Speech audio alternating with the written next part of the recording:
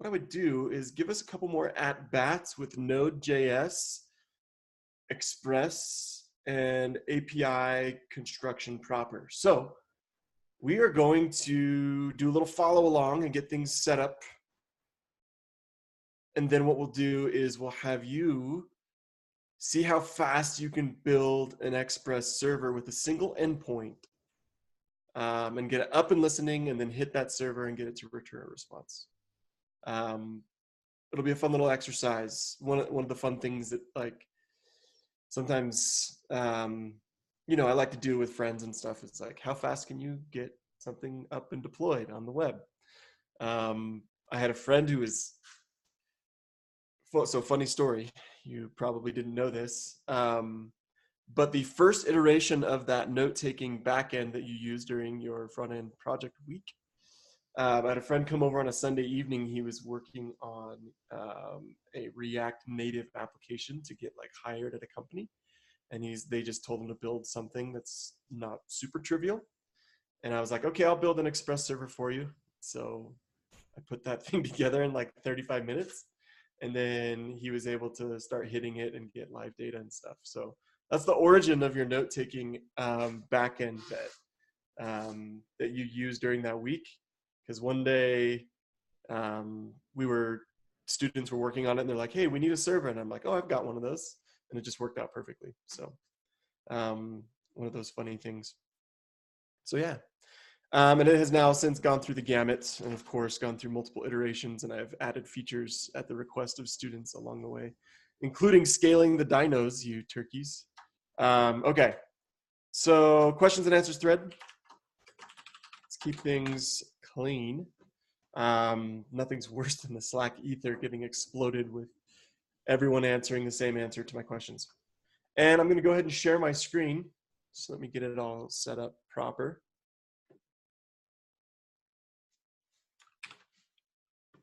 And we'll get rolling. Go ahead and open your terminal, folks. Whatever you use for your terminal, go ahead and open that. I use Hyper. I really like it. Tends to get the job done really well. It's written in JavaScript, it's cross-platform, and it looks cool, and it's easily configurable. Okay, CD into the directory of your choice. So mine is FSW13. Keep all my files nice and organized. Okay. Make a directory. What do we want to build here? We'll just make dir Ninja Turtles. Cool. We're not going to build a full CRUD app that consumes this one resource. That wouldn't be a good use of our time. But what we're going to do is learn about middleware along the way. So I'm going to use some Ninja Turtles as my example. Hopefully I don't get any copyright problems. CD into Ninja Turtles. It's a blank directory, nothing's there. Here's what we're gonna do now. We're gonna go yarn init. What does yarn init do? You may have to think all the way back to Monday when Louise told you this.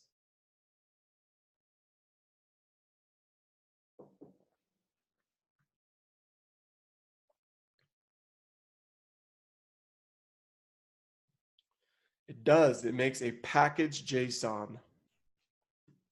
What good is a package JSON? Tom says it initializes a yarn/npm package JSON file. Brian says config file.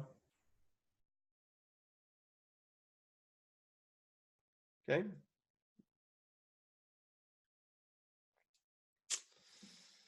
Michael says, and remember there's a questions and answers thread. Let's try and keep things neat. And so Michael says stores dependencies and gives you scripting capabilities. Boom, that's big. Package.json is what gives us our dependencies. Okay. It holds data to start our app from anywhere with instructions. Perfect, yeah. So it does a lot of things, but yeah, basically it initializes a node application. You could skip all these steps by hitting the --y or the -y flag, I think. Or you can just walk through those steps and hit enter each line along the way. But notice what we got. If you run an ls now, by the way, you were supposed to run yarn init. and hit enter through those steps.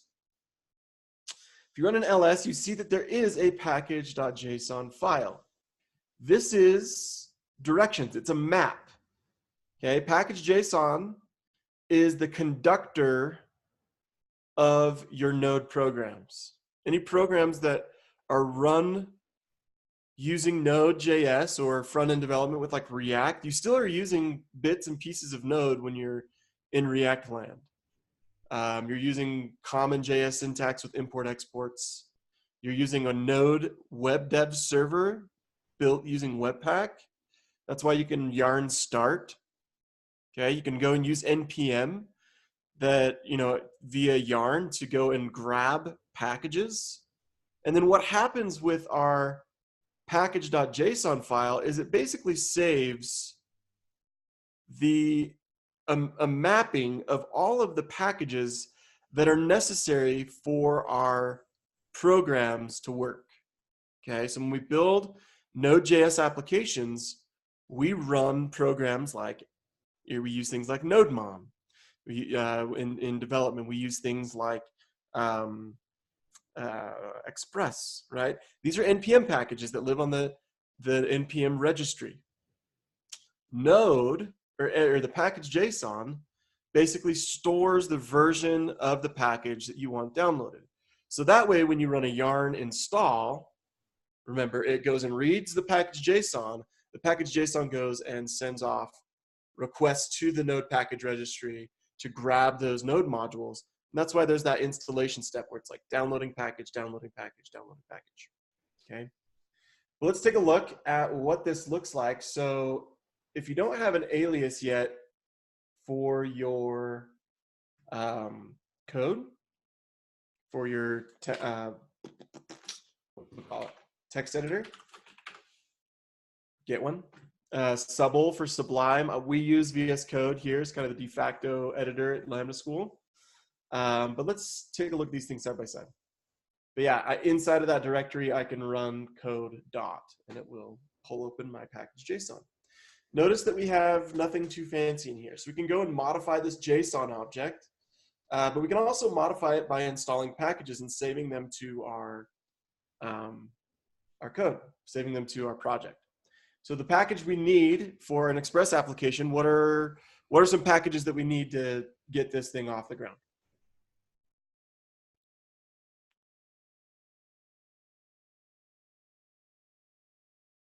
Yeah, Patrick, answers to my questions and then questions you can ask can be done in the QA thread. Let's just keep it that way. It's a little bit easier.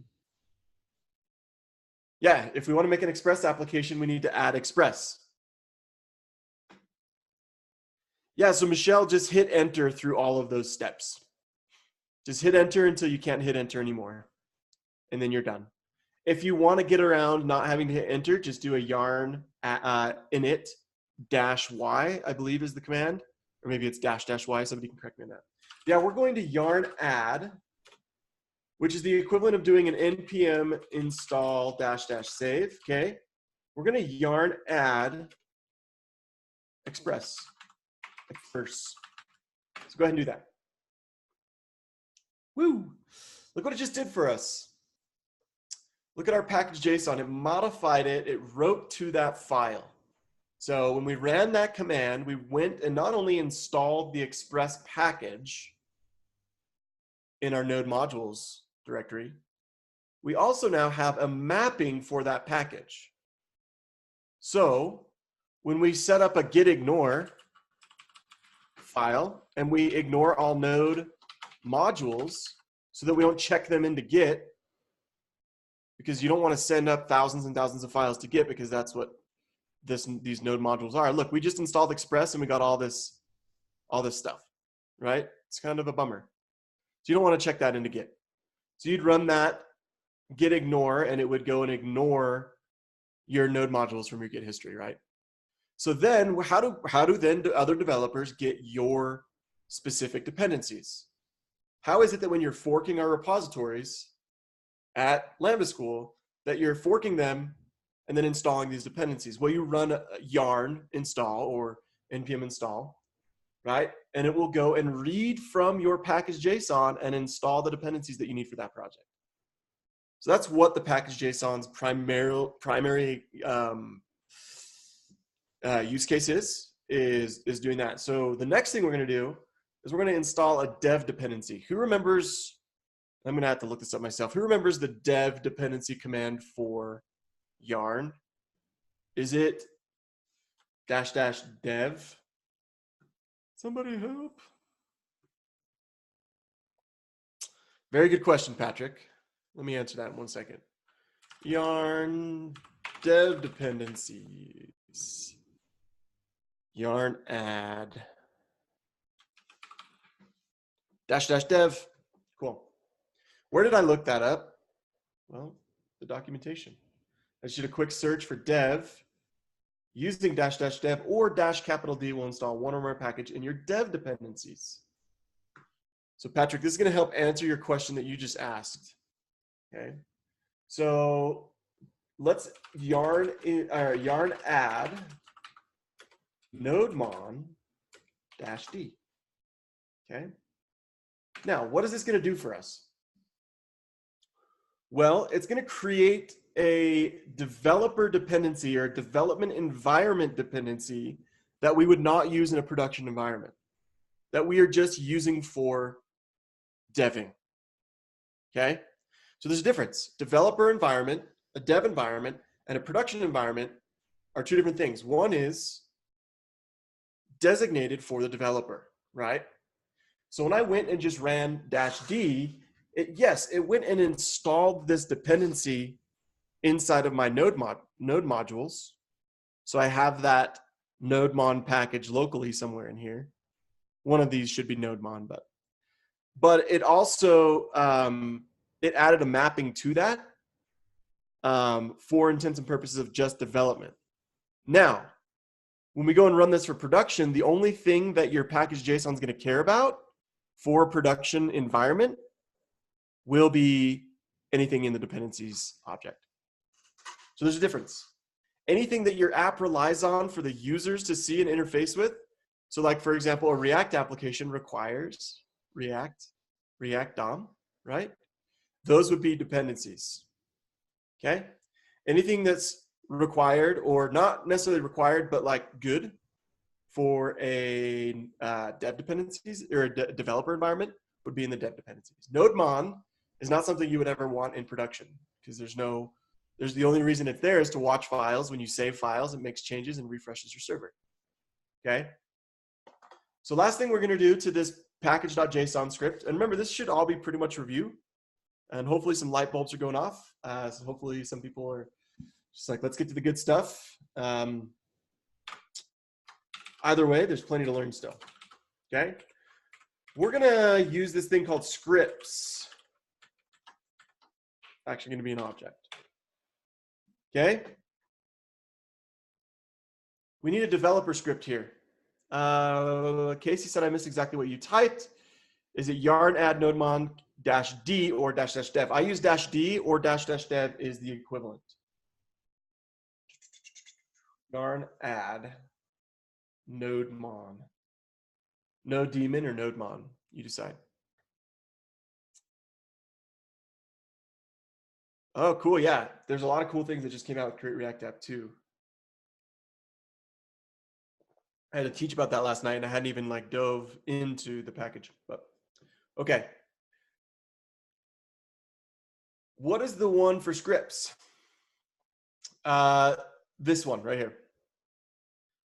So we're gonna make an executable, okay? Essentially, this scripts object is treated very specially in our local project. It gives us the ability to write specific commands that we can run that execute some sort of functionality. So for example, when we run something like, we're just going to say Ryan, we'll see if this works. I'm curious with Yarn. And it's just going to echo Ryan. I think that'll work. Let's see. If I now run Yarn Ryan, notice what we get in my console. It didn't actually echo, it just said Echo Ryan. Cool. So I didn't need the echo. But what this essentially just did is it went and it ran that command for us. So if we go and run an executable right here, what's going to happen is Node is going to start that process. Okay. And if you notice something that's pretty fancy right here, the main key value pair is set equal to our index.js file, which we haven't created yet. Which means that when we go and start up this application, the first thing that this application would look at is index.js. It's the first file. But we have to explicitly tell it to do something like that. So we're going to say node mon over index.js. That's how you can read that. We're going to change this back to dev. Because I just want to be able to run yarn dev and get this server rolling. It's going to go and execute that file. It's going to go and run the code in that file. And if you want to see how this looks, one thing I can do is I can just say try. Don't follow along with me on this one. And I'm just going to say console.log hello from try. And then I can go and I can tell Node to execute that try.js file. And notice what it gives me. Right? And I can do this with anything. Function adder, X and Y, not capital Y. Let's not be heathens. Y. And then execute adder with 2, 3, and 5. And the result will be printed. Oh, I have to console.log it. I want that printed, I got to print it. The result will be executed. We went and ran that function. So essentially, any JavaScript code that you have in your file can go and be executed by simply running node. But if I were to run node mon, I wonder if this will work if I install it properly. And over that try file, it's going to go and it's going to listen for changes. So now I'm going to change this to 14, save it, and look, my server restarts and I get the new, or like, this isn't a server, it's just, well, there's a NodeMon server, but it's just re-executing that file. So that hopefully demystifies what NodeMon is and what it's doing. When we say dev, so go and run, anytime this command and this script runs, go and execute this next line, which in this speak is going to indicate NodeMon over index.js. Does that make sense? Is anyone like mind blown over that, or is that like Bush League, or we're ready to move on?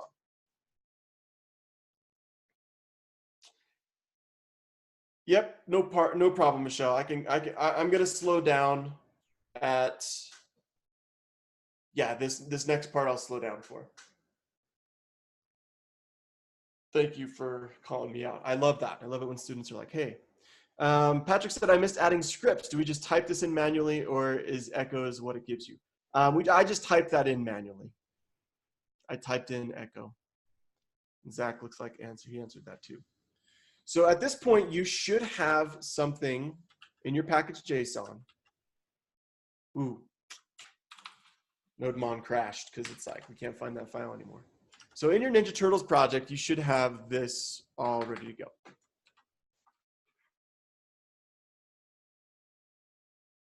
And if you don't, you can copy and paste that over. And make sure if you do that, you run npm or yarn add, or sorry, yarn install. And you can go get those dependencies. So your project is just like mine. Okay. Sai asked, can you grab the dependencies by hard coding the content of your package JSON file without yarn adding the dependencies in the terminal? Yes. You could literally go over to somebody's project, copy and paste their package JSON object, and run yarn install. What was echo for? And what does adding NodeMon index.js under dev within scripts do? Everything was going kind of fast. Okay, let's repeat. Echo was just to test this script. Okay, so by having dev right here inside of my scripts object, I can now run yarn dev. And anything that's found at the value of the dev command, this basically gives me a command with yarn. Okay. Anything that's found as the value is going to go and execute from that command. So this is an executable, meaning NodeMon is going to go and read the index.js file. And not only that, it's going to output what the index.js file is doing for us. Not only that, NodeMon is also going to listen for changes. When we save that index.js file, it's going to restart and re-execute that file. So every time you start a Node.js project from scratch, you're going to build your scripts out for whatever environment needs to be built out.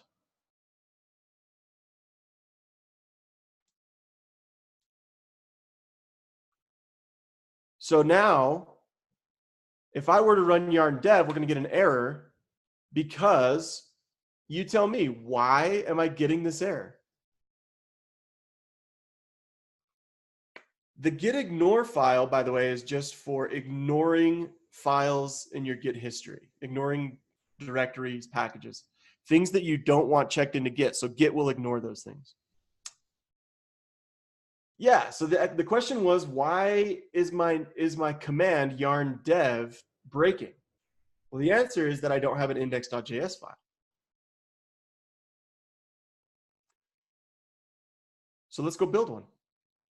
Go ahead and follow along with me now. Create a file.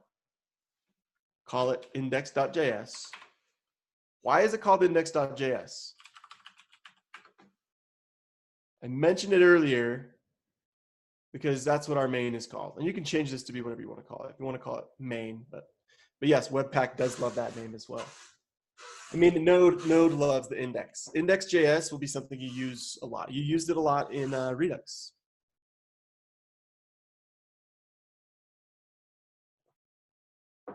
Strictly convention, okay? But now that we have an index.js, oh, I mislabeled it. We don't have an index.js file.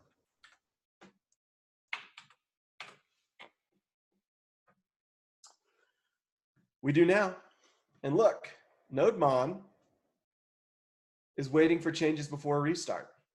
It's looking for us to do some things in our index.js file.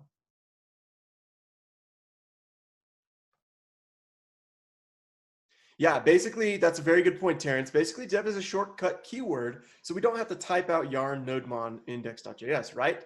Absolutely.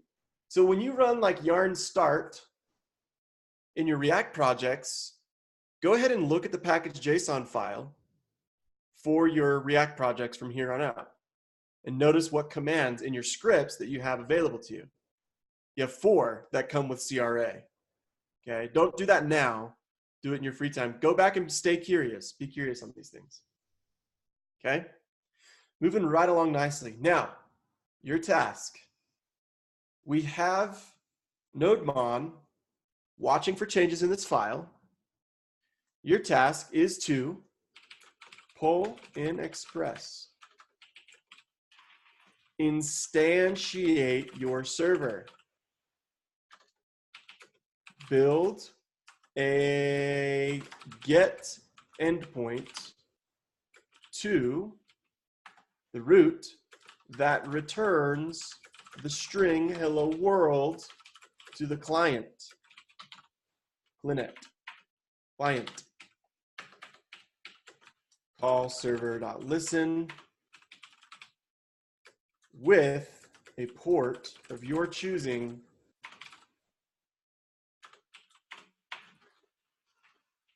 Once you're doing that and you saved your file, go ahead and hit your port plus root to see hello world. That's your task for the next 10 minutes. Feel free to use any of your other assignments to get this thing cranking. And we're going to work out of this file today. So when we come back, I'll have a solution. to this little challenge, this little review, and then we will build on this file for today. Okay? 10 minutos.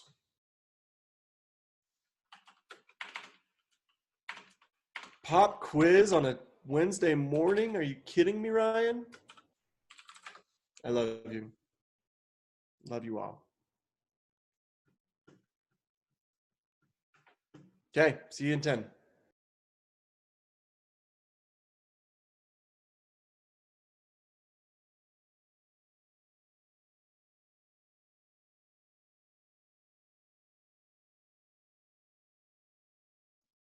All right. Bust this thing out. How do we do?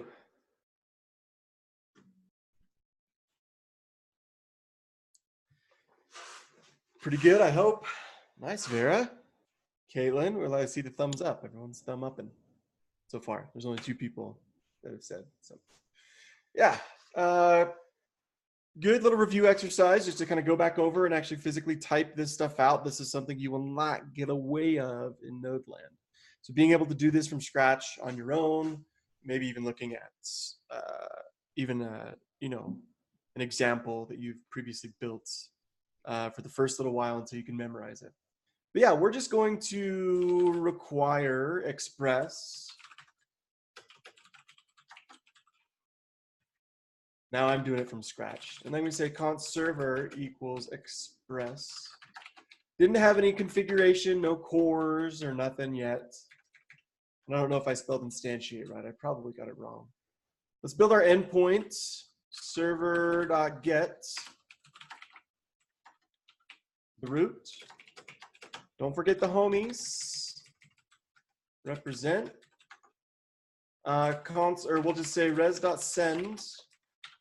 And since it's a Ninja Turtles server, I should have had you put cowabunga.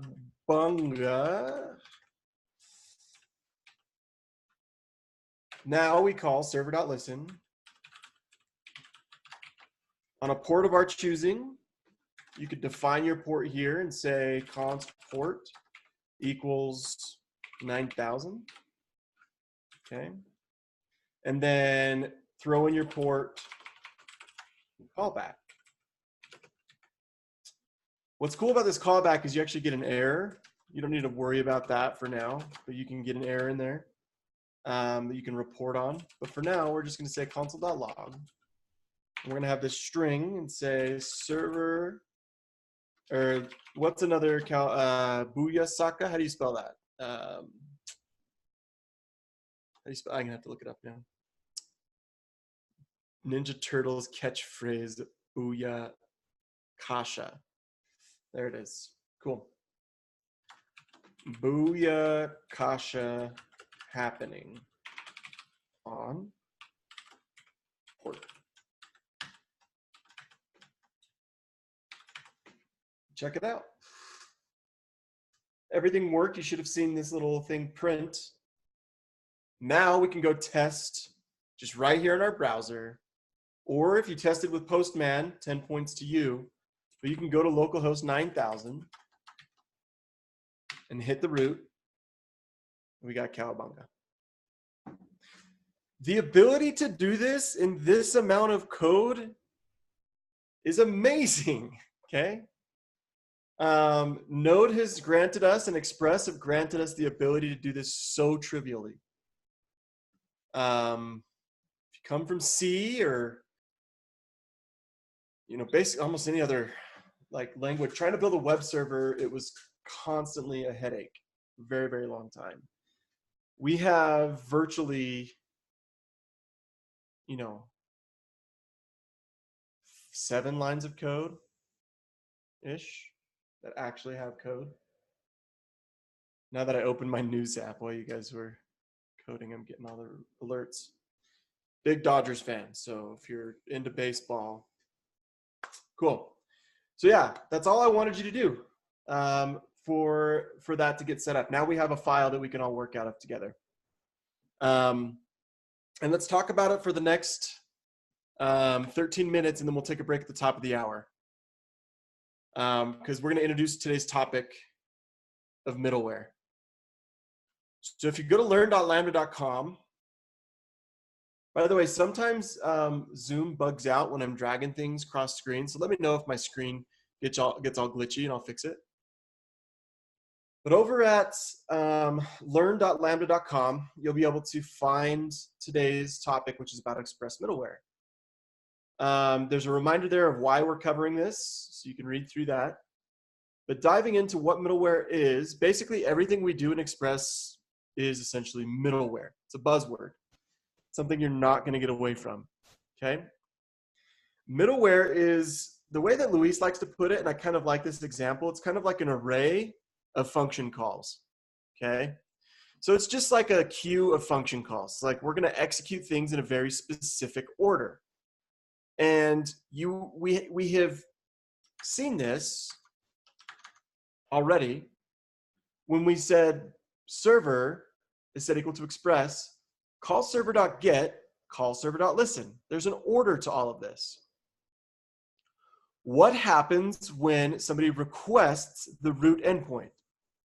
What function gets called as soon as this endpoint is read and interpreted by our server? Well, the answer to that is this function right here. So before we even get to, anything else that we would potentially have in our application, this function right here will be executed, and then we call res.send. So we have an order to things, an order of operations, if you will. So all of our route handlers in Express are effectively middleware. So if we write middleware of our own volition, it's going to look a lot like this, which is what we're going to do. We're going to build a function, and we're going to tie it into our server so that when somebody is looking at the traffic, or when the traffic happens between two connections, we can get a reading on it. The function I'm going to write is going to be just a logger function. Don't try and follow along with me yet. We'll have you follow along with me in a minute. We're going to take in the homies and their best friend, kind of the odd man out. Remember how I said yesterday that you can pass in next here, and next will be a function that you can execute? Well, next is sort of a cleanup function, meaning when our logger is done doing what it's supposed to be doing,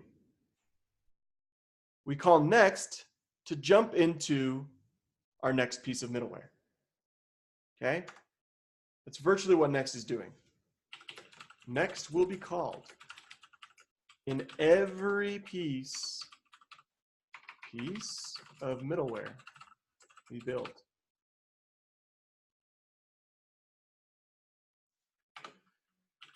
It will determine when to go to the next piece of middleware. This could potentially be a route handler, like this. We're going to get there. It's going to be super cool. And you're going to see why this is so useful. Not only that, by the end of the morning, you're also going to see how to work with third-party middleware or packages that do some really unique things for you. So every piece of logger middleware that is built does one thing really well. Console.logs. And we are going to console.log a few things. A timestamp. You could format that using a library or something, but for now, we'll just keep it simple. And then we're going to say the rec.method. So how was this endpoint hit? And then we're just going to have a little phrase here, made to the requested URL. So these things right here method and URL come from and live on the request body by default in Express. So every single time a request is made from a client to a server, we can read those values that are found at those items. Okay. Then what we're going to do is we're going to call next. So actually, let's not call next first. What do you think is going to happen if I do not invoke next?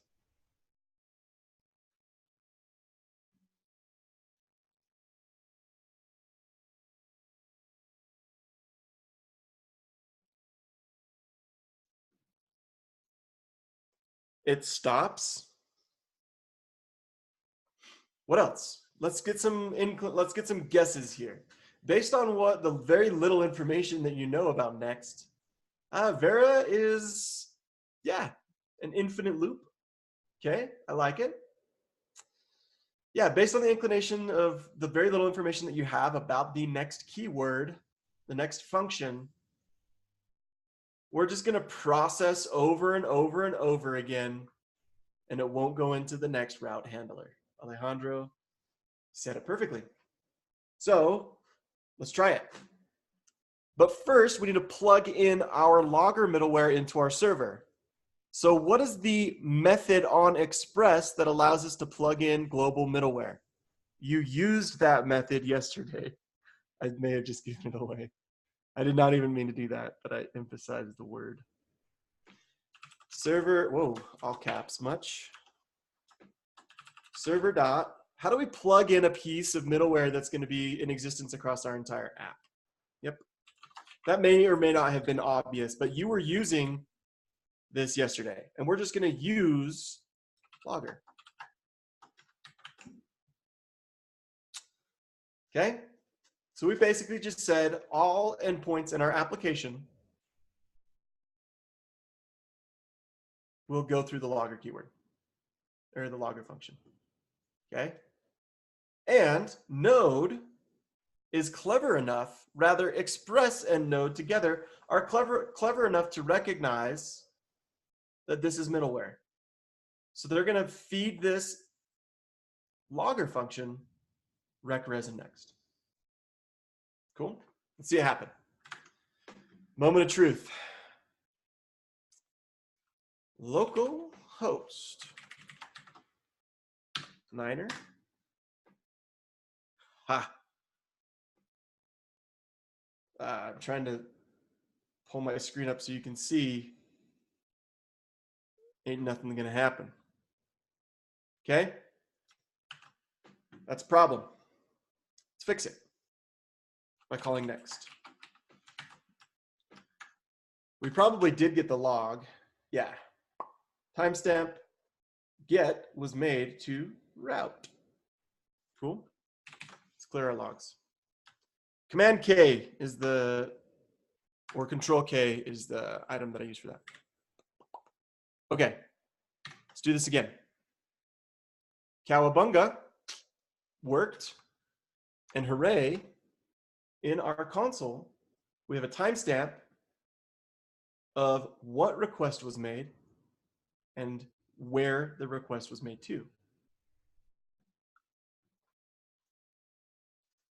Timestamp's kind of ugly in there. Cool. What happens now if I set up my get requests before I set up my routes? Good question. I'm glad you asked. Refresh. And unfortunately, it won't work. So, does the order in which you install your middleware actually matter? Yes. Keep your routes and your middlewares separate. And always keep your middlewares above your routes. We learned that lesson the hard way yesterday when we were debugging somebody's code and they had to listen before anything else. We configure our server along the way. In fact, this should probably be at the top of the file. Okay. We configure our server with all the things that it needs, and then we call listen. Listen is the last thing you're going to want to do when you're configuring your Express servers. Okay?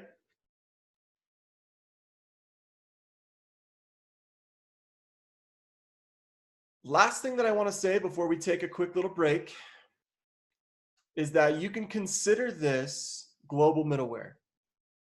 Now, the question should be asked at this point, you should be asking yourself, or you could be asking yourself, I should say, what if I want to build some middleware that only pertains to one single route?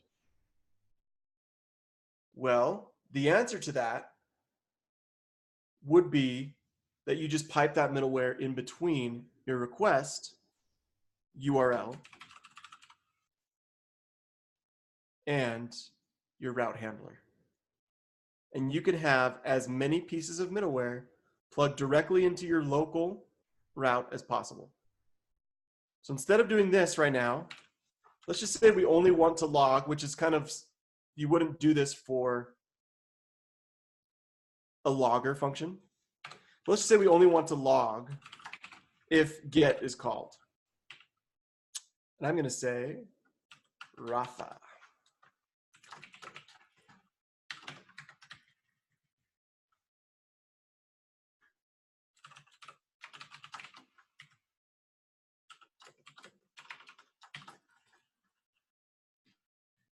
Okay.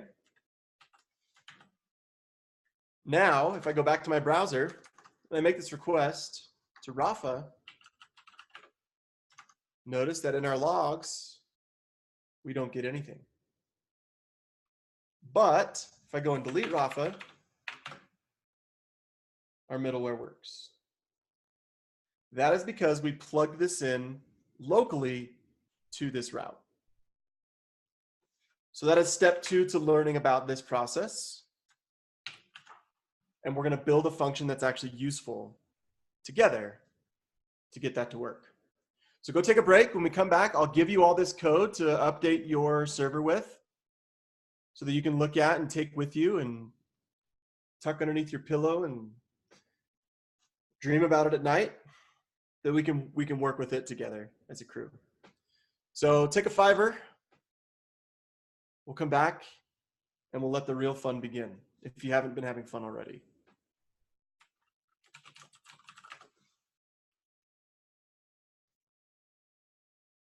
Step away.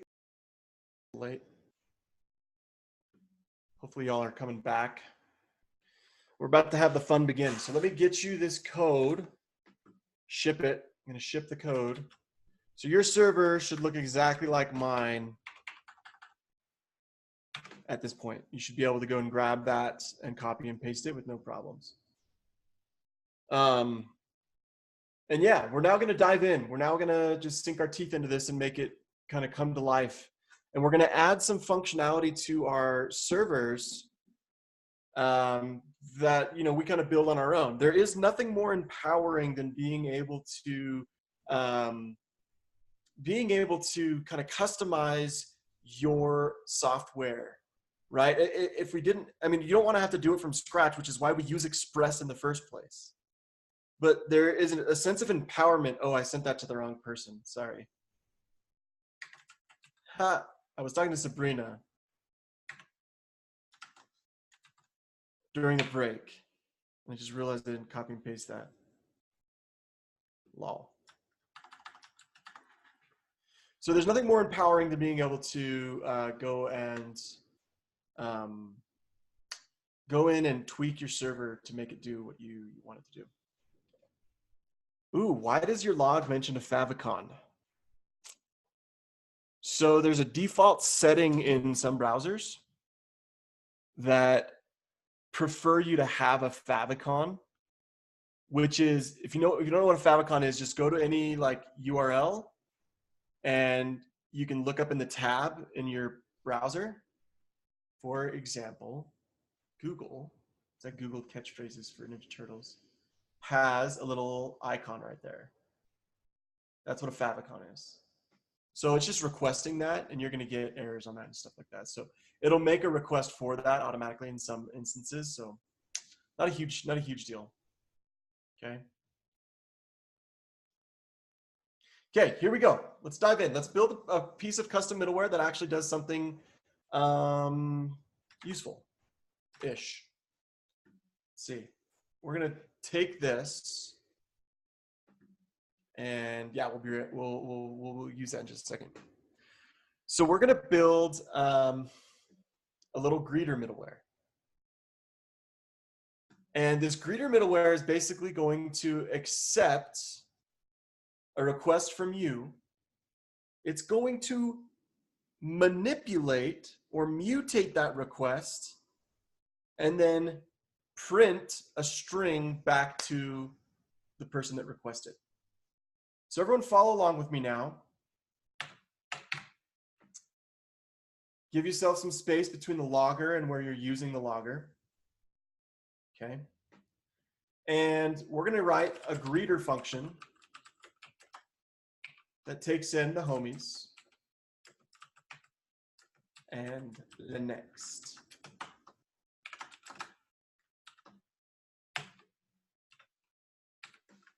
Okay.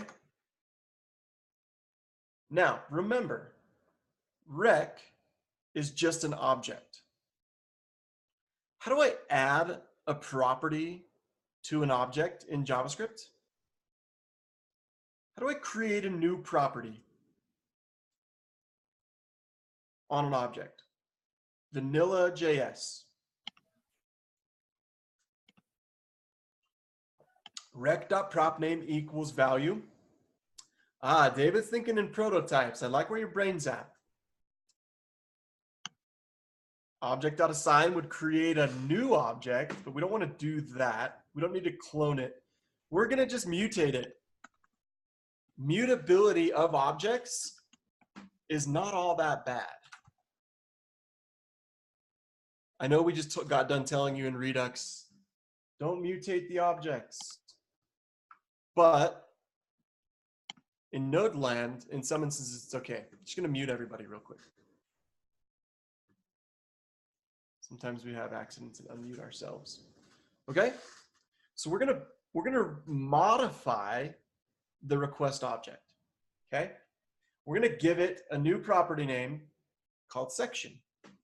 So I'm gonna say rec.section equals, and this is where you come in.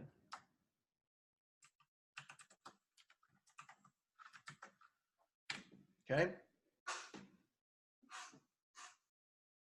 So the way that this is going to work is that wherever we plug this middleware into,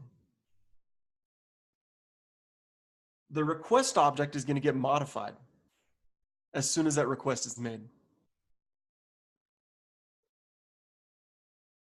So what we're going to do now is call next. Super, super simple, right? Cool, let's check it out. This is gonna be super fun.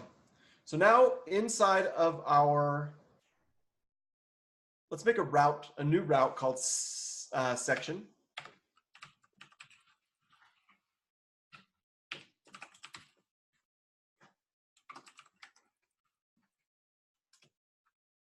And don't forget the homies. We'll just res.send. We're gonna send back the string hello, and rec.section, and the phrase from your instructor today, I heart you. Cool? You could virtually say whatever you want. So your section endpoint is going to return a string back to the client that says, hello, section name, I love you. Super tender. So what we're going to do now is we need to plug our greeter function into our endpoint so that when this resource is requested, This middleware intercepts that request, modifies the request object, calls next, which then will take us into this route handler. So how do I plug that in? What do I need to do? I kind of showed you like right before the break. Hello, undefined. Yeah, right now, if I were to request this, it'll be undefined. So you gotta be careful when you're sending strings back to the client.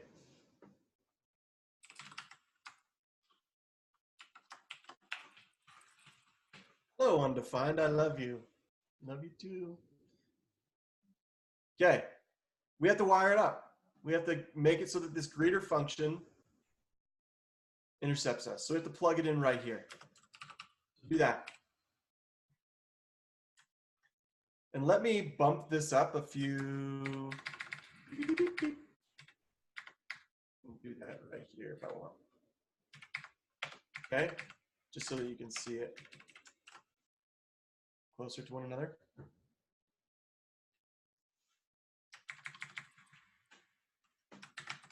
Okay, now let's go make our request again.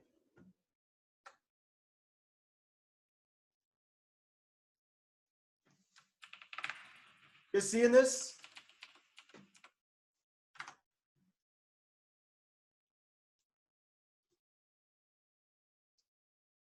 You can modify the request object. So you may be thinking to yourself, and you should be thinking to yourself at this point, rather you could be thinking to yourself, could I delete properties off of the request object? And the answer to that is yes, but don't do that.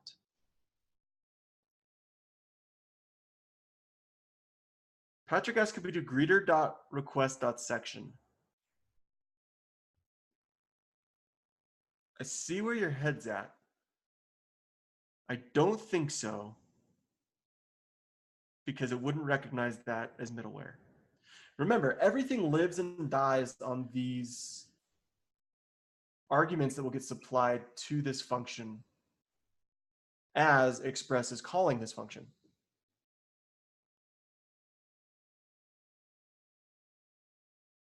Okay. Let's take this one step further. Let's write an endpoint.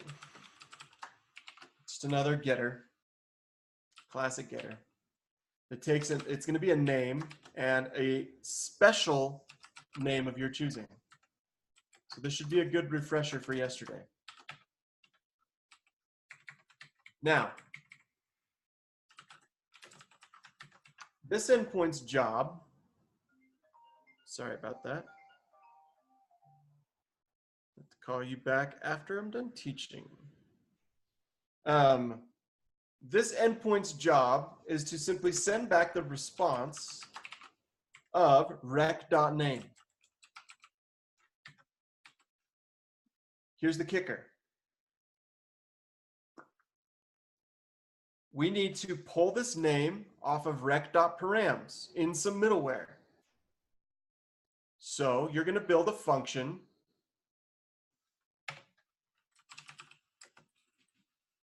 that's going to intercept that request,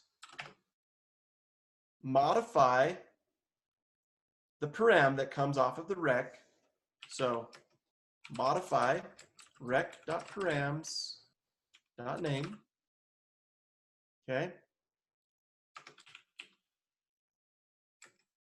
Should say to uppercase.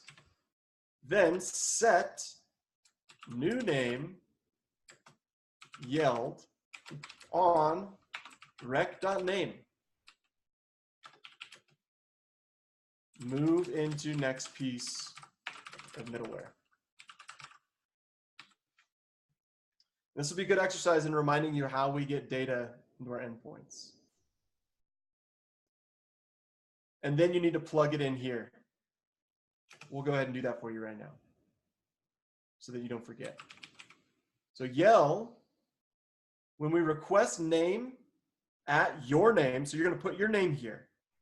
Yell is going to pull, is going to be invoked, and it's going to do all of these things. And in order for that to work, you need to fill in this algorithm.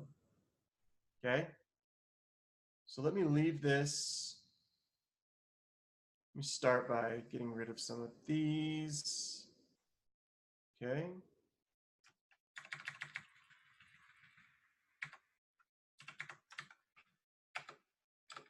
Give you all some space.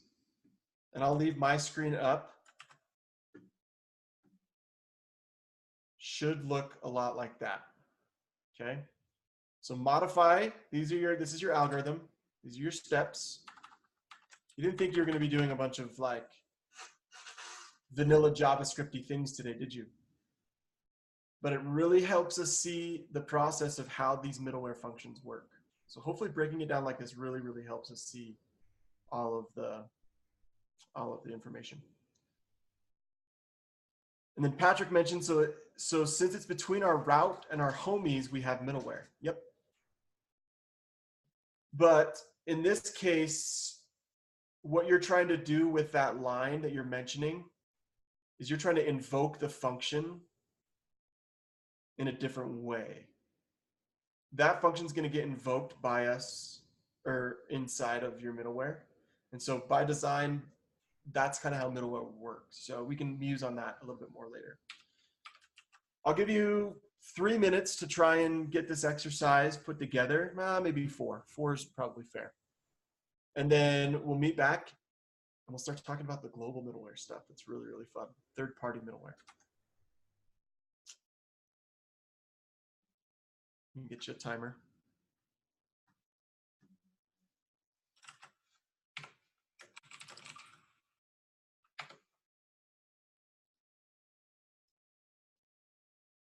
Maybe looking ahead to this afternoon's assignment, I think this is a part of your assignment. So it's a small trivial part of your assignment. So I'm not too worried about you coming to a conclusion for it.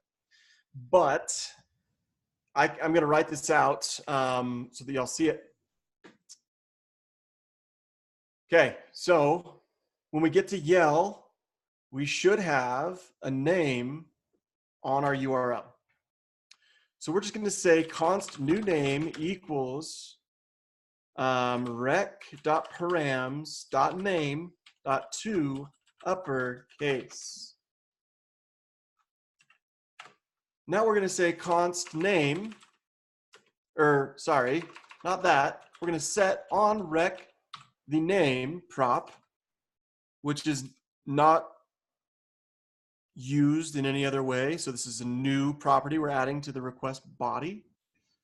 We're going to say rec.name now will equal new name. Lastly, call next. So now, inside of our route handler, this should send back that new name as long as yell is found in the right place. But I want to take this, well, let's test our project, test our custom middleware.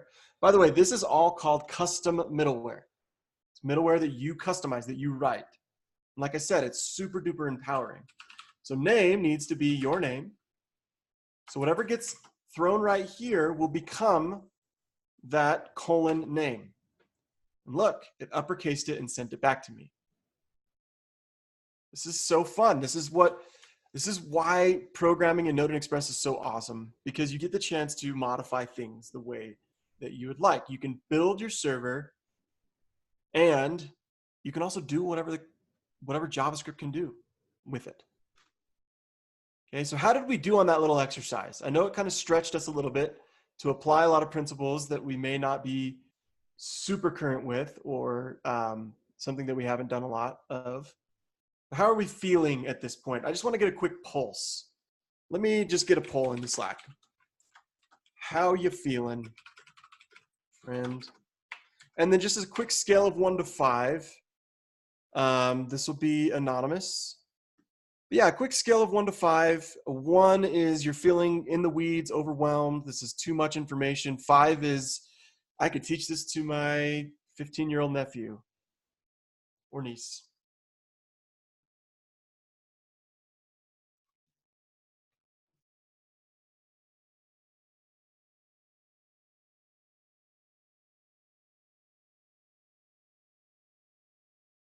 Pretty good, bud. Thanks, buddy. You know me, buddy.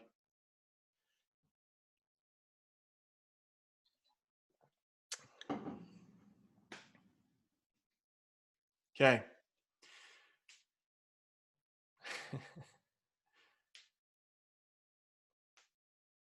Kind of rough, pal. Okay.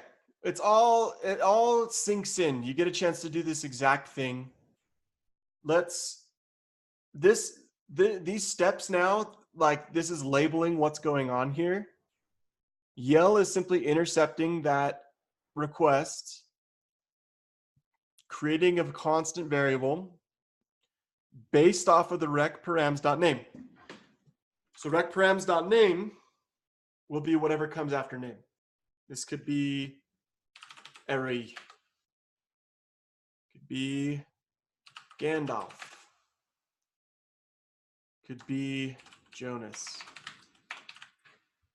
If anyone knows who Jonas is from, not the Jonas Brothers. One of my favorite books of all time, though. Lead character is a boy named Jonas. Okay.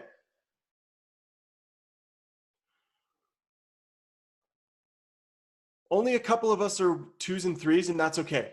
You're gonna get better and better at this. The idea is that middleware is set to fire however you build it in, and this is what we call local middleware, customized local middleware. It's local to this route. Any of our other routes like section or / don't use that yell middleware. But the question came in, so is :name setting params.name? Yes. Absolutely. You can do this as many times as you'd like. So customizing not only your routes, but I could say Jonas, Ryan. And I could find that from yell.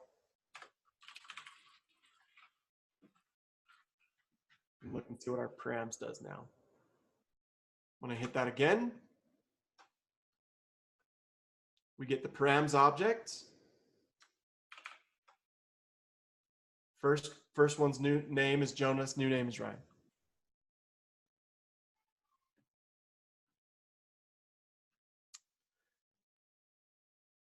Is this considered bad practice? No, that's actually, skipping a step.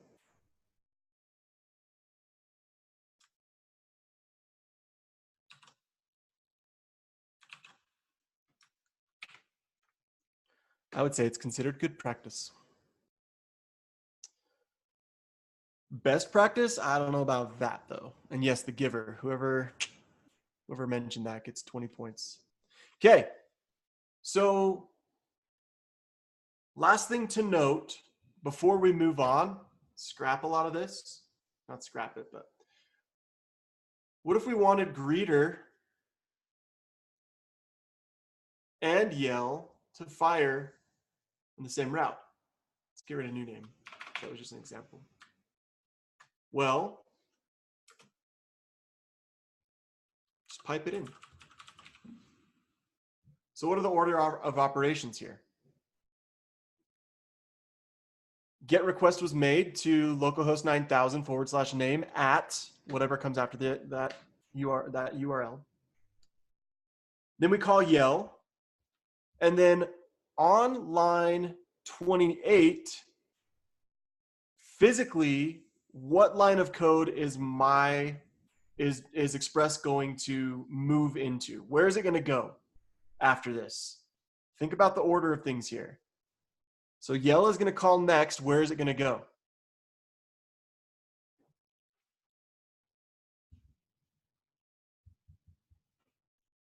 Sai had a really, really good question for clarification.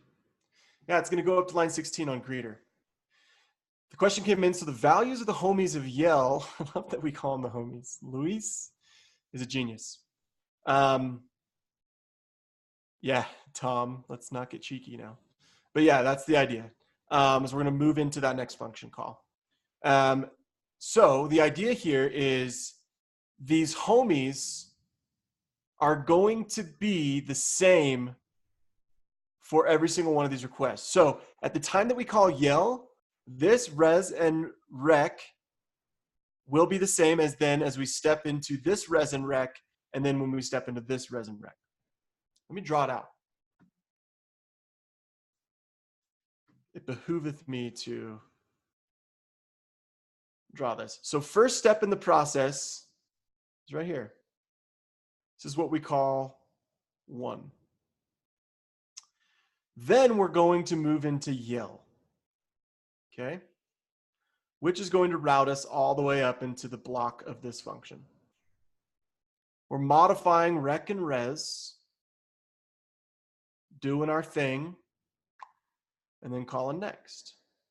When this next is called, we then move into the next function call, the next piece of middleware. Boop. Modify the request object, call next, which moves us into here. All at the same time, we're passing the same request and res all together. So this is 1, then 2, then 3, then 4. It's kind of the process here. Yeah, I do have a yoga ball chair. And this is the first time I've ever been complimented on my drawing skills. So I feel, you guys make me feel like $1 billion.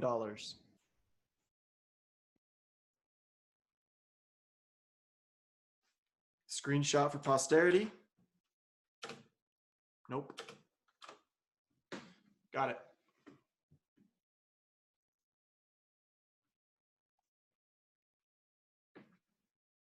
Okay.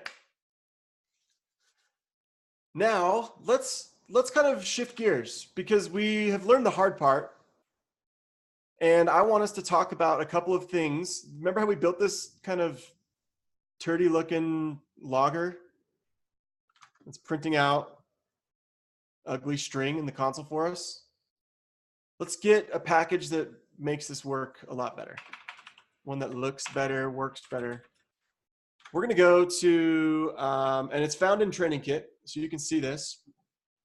But there is a cool package out there, a logger middleware package called Morgan. It's named after Dexter Morgan.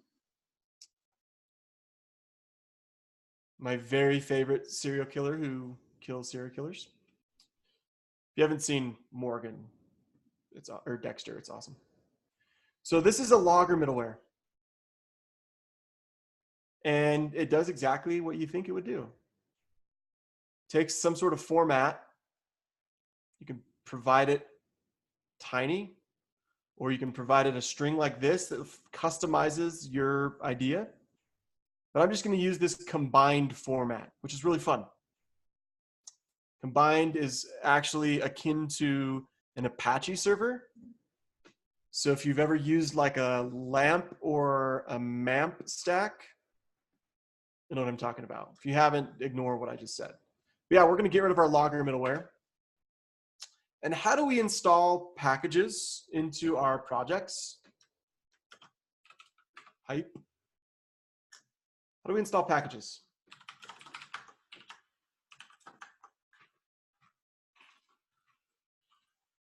We didn't even do anything with Ninja Turtles. We're going to yarn add. Yarn add, and is Morgan,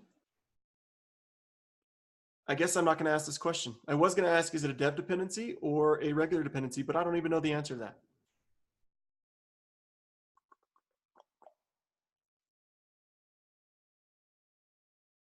Oh, Michelle, you bring up a good point. Yeah, let's make sure we get that. So Morgan is going to be a piece of middleware that we're going to use. So let's install that. Okay. And I didn't even see the greeter work everything together. So I derped out on you. So let me put this in. Not only rec.name, but I'm going to craft a little crafty message here. Thank you, Michelle. So I'm going to say rec.name is in rec.section. Gosh dang, can't believe I did that. We're going to yell the name. We're just going to print the section. So now I need to go request that. So thank you for reminding me that we didn't see this all work. It's like, oh, it'll work in theory. And since she called me out on it, we're going to call out Michelle. Ooh, don't have my server up and running.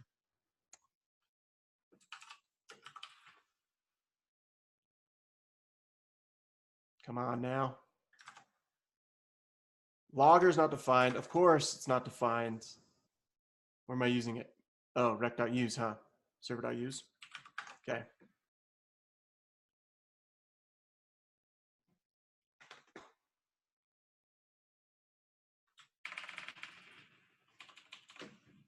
Because we yell. Awesome. And once again, I'm going to send you this file at the end of the day, and you can, like I said, take it with you and use it forever and always. Okay, so like any other package, what we want to do is we want to import our package from our node modules. Whoa, what am I doing? Morgan, and we're going to call it logger equals require Morgan.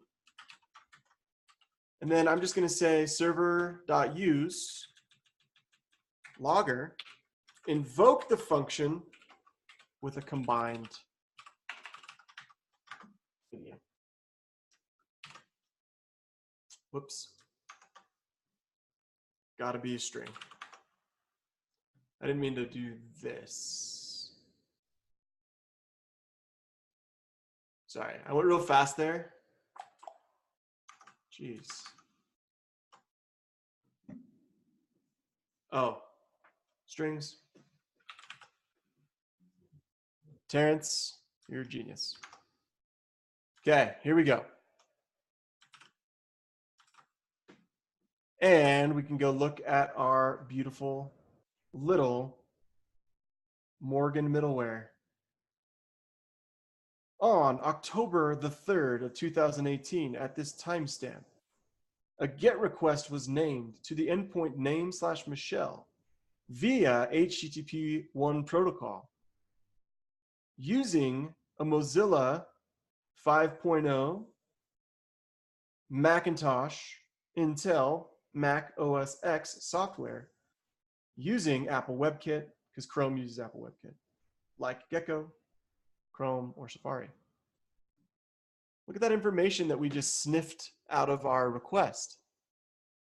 So Logger or Morgan is a really, really good way for you to just have instant logs. And what a lot of companies will do with this piece of middleware, they'll use it across all of their application, and they will save their logs. They'll do backups of their logs, and when things break down, what do the sysadmin folks do? They jump into the logs, and they're like, hey, where did things go wrong? At what request, is there some mistake that's happening? Okay. Patrick said, is this a good way we can provide certain data to different routes without having to create multiple new routes? Yes. Middleware should be built in such a way that it can be reused by other routes in your application. Sometimes you don't need that. Sometimes you just need a one-off function that does something for your particular route, but you can plug it in. You can build middleware that does things for everybody. But yeah, Morgan is something that I want you to start plugging into your applications. I want to see Morgan in all of your capstone projects, okay? If you choose to use Node. If you use Python Django, then you can use their equivalent. But yeah, this is something that's really, really, it's nifty. It gets you talking and communicating in a way that's like, hey, we have direct access into things that broke or that are working just fine, okay?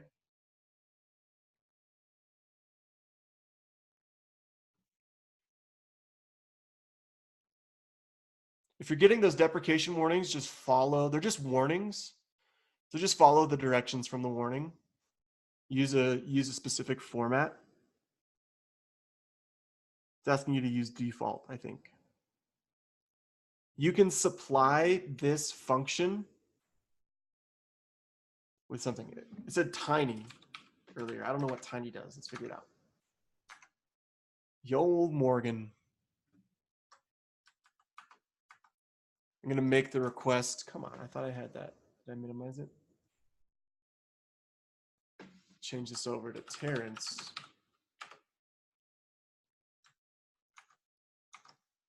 Ah, beautiful. Beautiful little tiny Morgan. Okay. Some other pieces of what we call kind of global middleware that are found in your training kit are cores, cross-origin resource sharing, which this is as good a time as any to talk about that. So why do we need that package cores for you to be able to build a React application that consumes your server? Who knows? Who knows what cores is? Who's done any like sniffing on the resources? Oh, I'd love to support you, MDN, but not today. Connects to React, okay, cross-port interaction. Isn't it a standard? Yep, these are all good guesses, good thoughts, good comments. What else? What else is cores? What does cores even stand for? Well, you can see it on my screen. Cross-origin resource sharing. Marshall says, I can transfer info from some local host to another with no problems. Yeah. Adam says, lets us use localhost without browser package. Okay. That's the idea here. MDN has a really, really good explanation of what this is, and I've read this like 1,300 times, and I finally am starting to understand it all. But cores is a protocol that happens between our client-server communication. This being the client,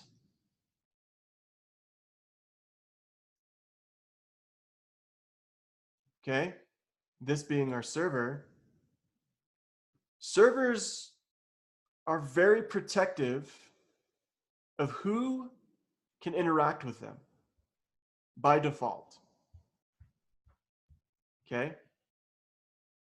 And that's because there is this protocol of cross-origin resource sharing, meaning one origin, some URL here, www, whoops, you guys are gonna go back on your comments, www, some URL is saying, hey, Mr. Server, do you have information for me that I can use? Do you have some JSON? Loves JSON. Our clients love JSON. For example, this is sending a little get. Let me zoom in on this. It's going to break my thing, but that's okay. So this is sending a little get request across the World Wide Webs to a server.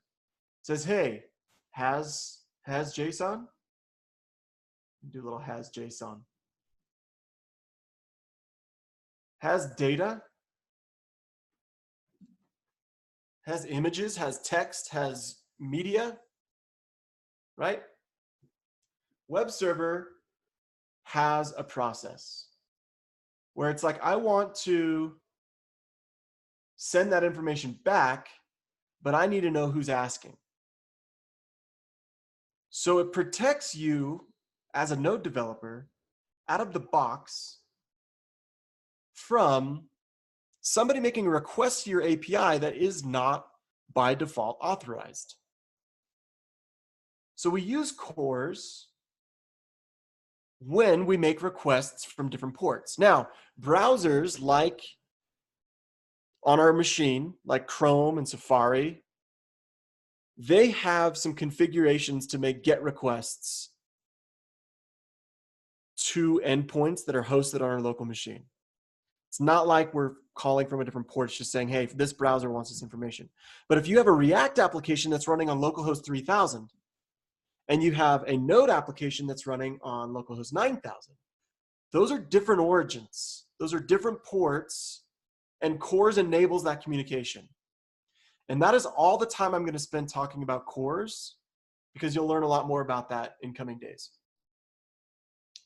But by simply enabling it the way that you have been enabling it, by doing something like this,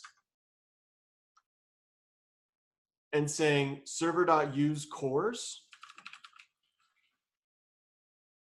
this will give you the default wildcard settings by saying hey, anyone has access, right?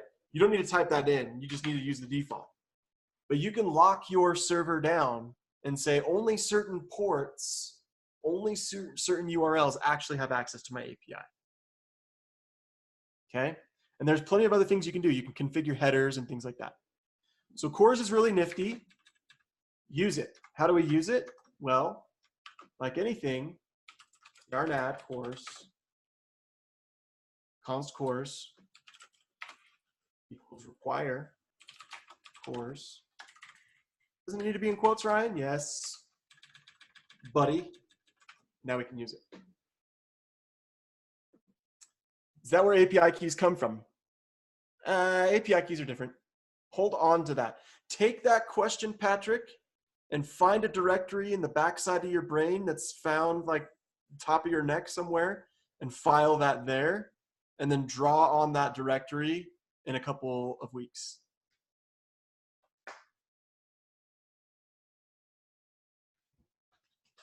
Is it filed in the I don't give a folder? Good. Okay. The last piece of middleware that I want you to be familiar with is this one. Let's open up Postman. Let's start hitting our endpoints in Postman. The same way that we were just hitting them. We just did a bunch of GET requests today. So like anything you do this afternoon, you're going to have to really draw back on the stuff you did over the last couple of days with posts and gets and deletes. Yeah. Sorry, we didn't get you tons of practice with those today. Let's go to 9,000 and let's hit name at Patrick. Send that up. Patrick is in FSW13. Let's take a look at this tab. Another piece of information for you to look at is your headers. Look what just happened. Look what we just used Postman, and we know some information about this server. What do we know about this server from these headers? What can you see?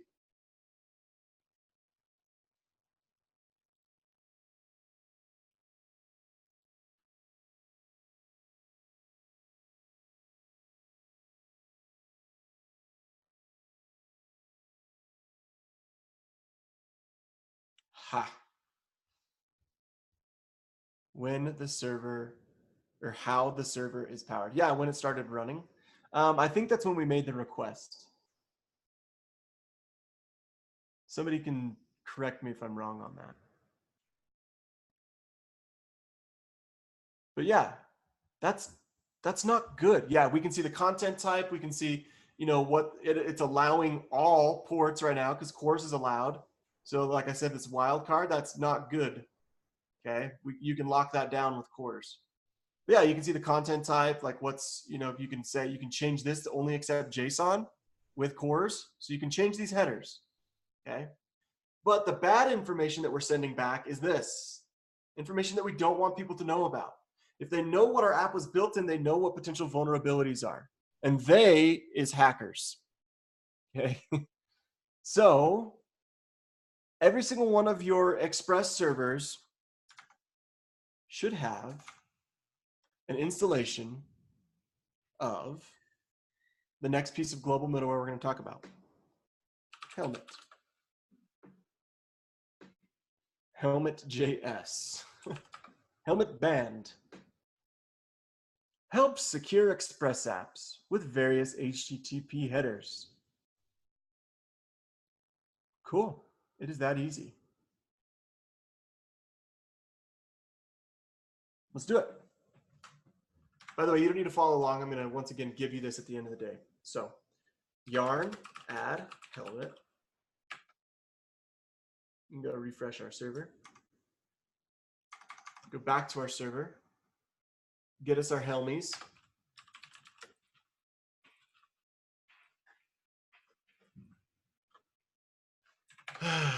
Thank you, IntelliSense. And we're going to invoke the helmet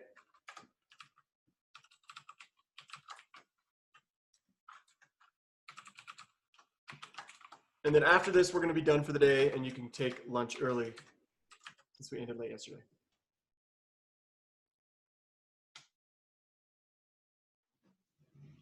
I don't know if you can enable HTTPS with Helmet, but it's pretty nice. All right, let's go make that request again. Woo! What do we got now? A bunch of stuff that adds some extra security by default to our project.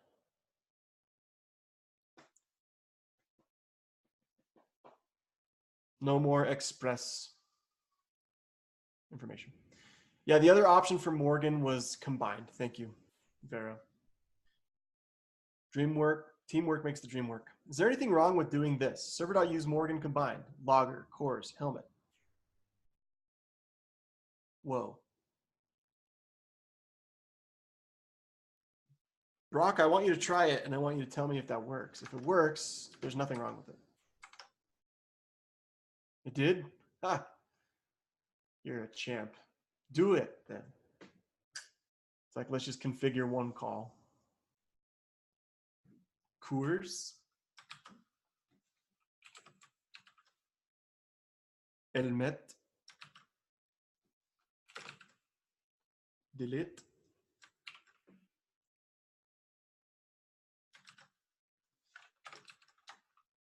Delete.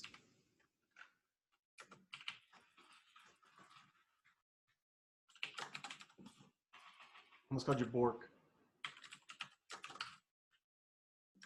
Okay. I'm okay with that.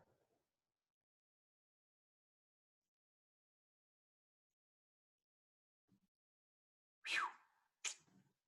What a champ. Pog champ. Okay. Questions?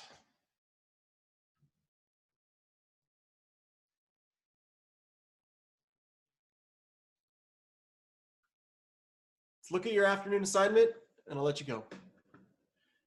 This afternoon assignment may feel a little bit frustrating to you. Why? Well, there's not a lot of information about what you're building. You're going to have to draw on information from your previous assignment to really work with this one. So what does it mean to build CRUD operations for users? Read the methods that you have at your disposal. Dive into your helper project, but notice you will work on this assignment over the course of 2 days. All caps 2, I yelled at you. The endpoints for managing users and the middleware to uppercase the user's name are due today. The posts endpoint are due on Thursday. Something that's interesting to note here is that you're building a little blog that has users and posts. So your posts, when you get there, and Luis is going to break this down for you a little bit more tomorrow. If you get there today, it's good to know that your posts accept a valid user ID. This is what we call in backend programming a relationship, a data relationship. You don't need to know anything about that today. You learn all about that next week. All about that next week. But you'll be working with a relationship in terms of your resources. So CRUD operations for users, CRUD operations for posts. Posts need to have a place for a user ID that is a valid user ID. Okay? There's plenty of information here in this README for you to get off the ground running. Good question came in. Do we learn to set up HTTPS and SSL certs? I hate to answer no. But we do teach you how to deploy to servers that do HTTPS for you. SSL certs, no.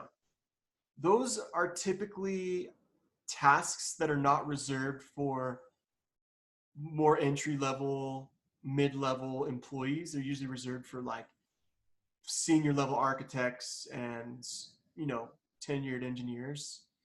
So they're probably not things you're going to do in your day-to-day. So we won't teach them to you, but we may have a discussion about them during labs that allows you to speak to them smartly, intelligently. We don't just do it to frustrate you, Casey. I know you were just joking on that, by the way. But thank you so much for tuning in. Go to lunch 3 minutes early. We got out on time. Let me know if you have any questions. Let your PMs know if they have any questions. This is a fun assignment. I think you're really going to like it.